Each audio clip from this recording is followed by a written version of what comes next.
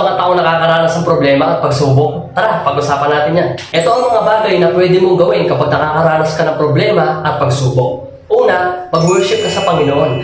Napakalaki ng gagawa every time na nag-worship tayo sa Panginoon. The more na nag-worship tayo kay Lord kapag dumadaan tayo ng pagsubok at problema, mas gumagaan yung pakiramdam natin. Mas na-enjoy natin yung presensya ng Panginoon kapag dumadaan tayo sa pagsubok at problema. Nagkakaroon tayo ng peace of mind, nagkakaroon tayo ng joy kapag nagpe-praise and worship tayo kay Lord, kapag umaawit tayo at kumakanta tayo kay Lord, kapag nagpapatugtog tayo ng mga praise and worship. The more na nararanasan mo yung problema, the more rin na nararanasan mo yung presensya ni Lord. Pangalawa, magbasa ka ng Biblia, kapatid. Napakalaki na magagawa ng Biblia sa buhay mo. Doon mo makikita kung ano yung mga pangako ng Diyos sa buhay mo at doon mo makikita yung comfort.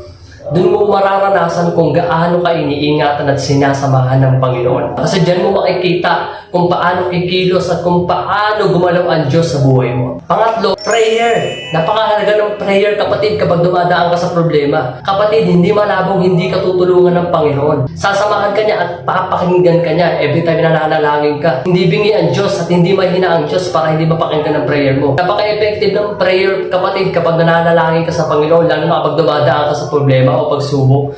Diyan mo mararanasan kung paano kumilos ang Diyos sa buhay mo. Pang-apat, punta ka sa mga place na gusto mong puntahan. Kung gusto mong pumunta ng mall, bundok, yan, malaking tulong din yan kapag dumadaan ka sa problema o pagsubok para mapagaan yung nararamdaman mo.